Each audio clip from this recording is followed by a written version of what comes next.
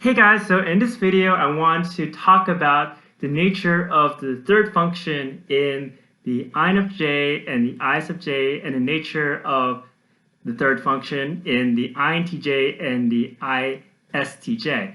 And I realize I have a lot to talk about in regards to this topic, so that's why I ended up procrastinating on making this video.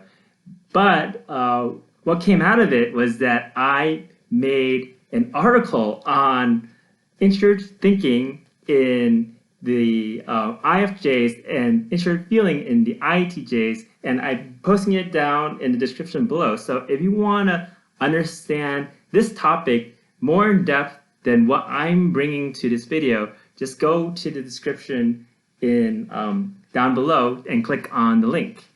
And so now I realize that since I've written an article for you four types, I decided I've held myself up to a higher standard, and now I must write articles for all 16 types now.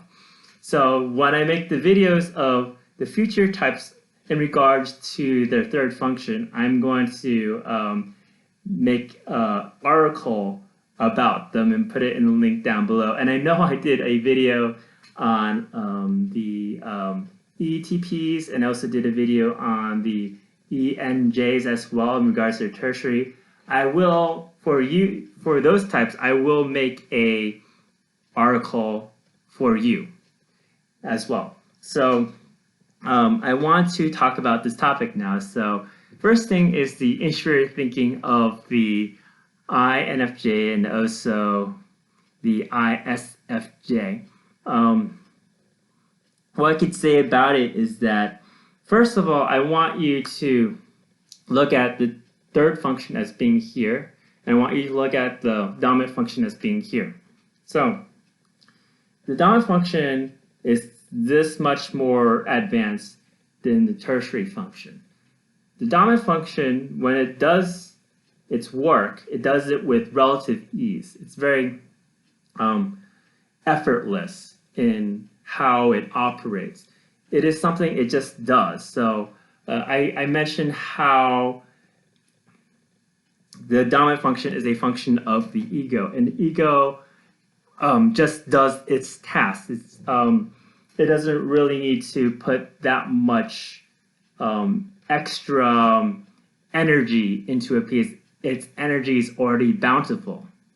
Whereas for the tertiary function, you could see it really making effort. So the tertiary function is down here, and it's pushing itself out to the public, to the people. And so you could see a lot of the effort it does to do that. And I kind of made fun of this before in a previous video about, oh, people are such tryhards in their third function, but actually I feel like people are remembered by their third function because people could see what you're trying to put a lot of effort to doing. And I don't think that these types don't succeed at it. So so with introverted thinking, you could see the INFJ and the ISFJ really wanting to understand certain systems and really wanting to make the effort to figure it out. And as a result, when they try to articulate their ideas, you could see them you could see them try to articulate their ideas and try to make it more and more precise. And that's how you could observe the nature of introverted thinking as expanding, and then it collapses. So at some point, after they try to really think about what they're saying with the help of extroverted feeling to make their introverted thinking point, then they realize they can't really articulate the exact point that they want to make. And to them, it might seem like a failure, because for them, it's really important for them to completely understand the system. But for other types, actually, they have made their point sufficient enough already. But since they but you could see the INFJ, ISFJ, INFJ and ISFJ really want to go the extra mile because this is the third function is what is known in sociology as a bold function. It really makes it really puts itself out there, even if it's a weak function. And I mentioned in my article too about how the third function actually has certain advantages. So even though it's simplified, so INFJs and ISFJs kind of go for relatively simplified systems. The way they develop their own personalized understanding is that way. There's a certain elegance to it. So people might think that they have their screws on too tight, and a dominant introvert thinking type may not think that it's properly nuanced enough. But it gets the job done for what it needs to do because their introvert thinking is to serve their dominant perceiving function, and perceiving it's hard to describe.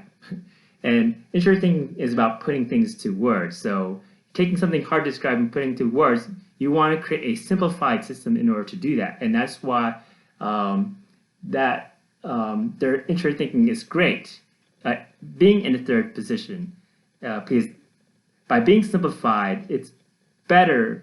That makes it better in being able to articulate the dominant function. Whereas a dominant introvert thinking type, their main thing is about systems themselves. So they're all about like the very fine articulations, but then their way of thinking may be way too structured compared to the being a perceiving dominant. So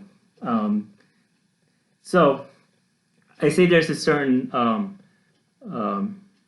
strength to having TI as tertiary because the TI of a INTP and ISTP is so advanced that even though TI generally strives to make things understood and understandable to people, their level is like so complex. It's actually kind of hard to follow their points, especially since they're extra feeling the way they're able to relate to people in regards to their point is pretty low, unless it's developed.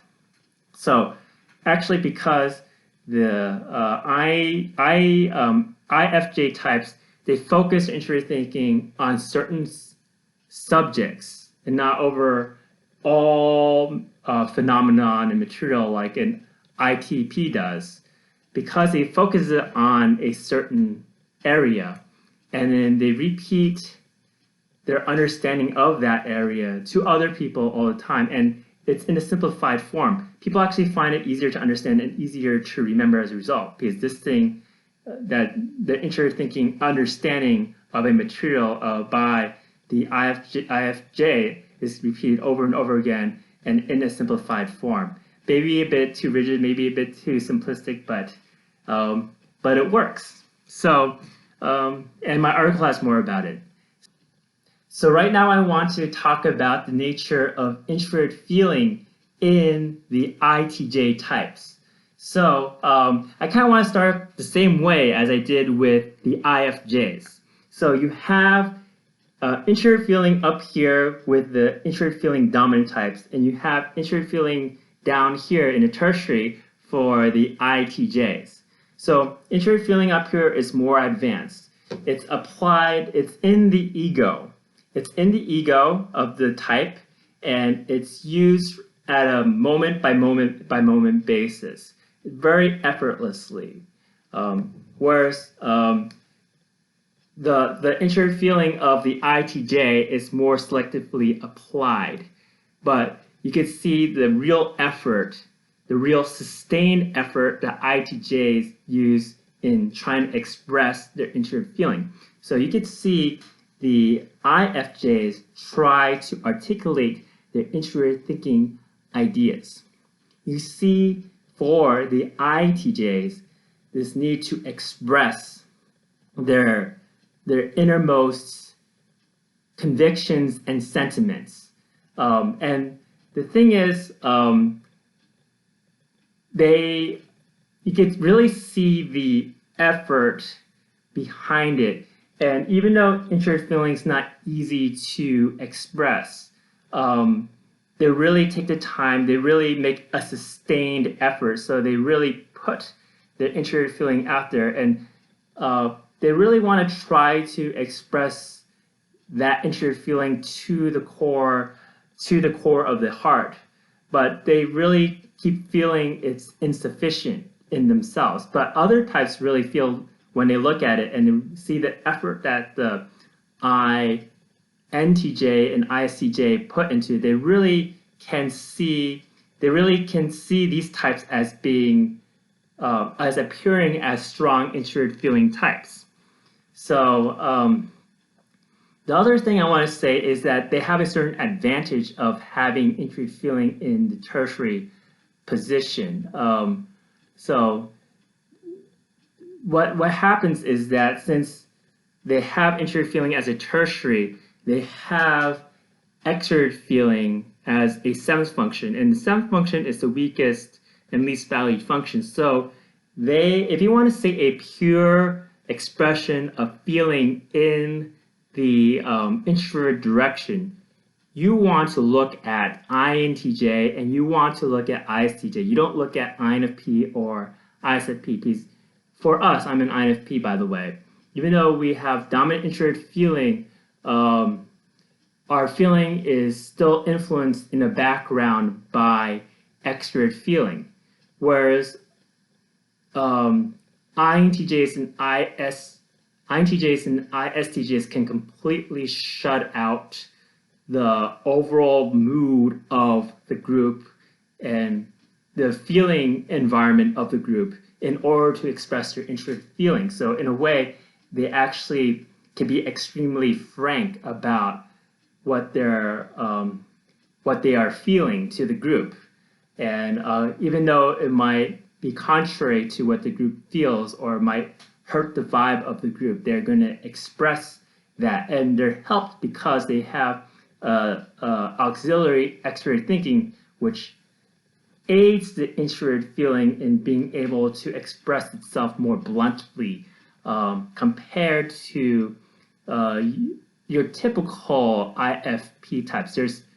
There's really individual differences. There's some IFP types, if they're really FI heavy, if they're really TE heavy, then you could see that in them as well.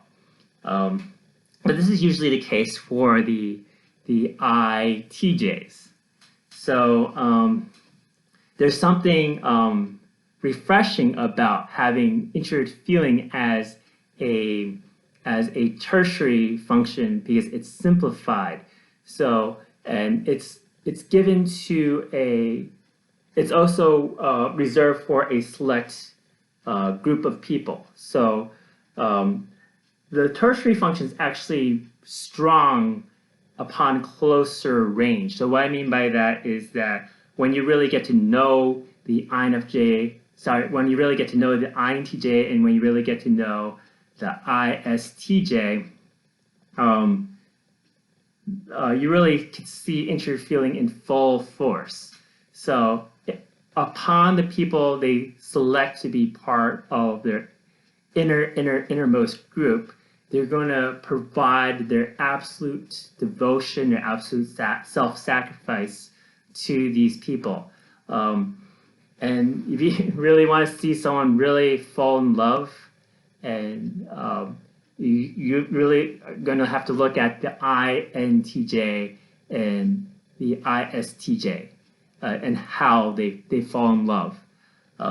So that pretty, I've written more about this in the article that I put down below, so you can check that out for these 4 types. So I think that pretty much concludes what I want to say for this video, and I'll start making videos on the other types about the tertiary function and writing articles about that as well.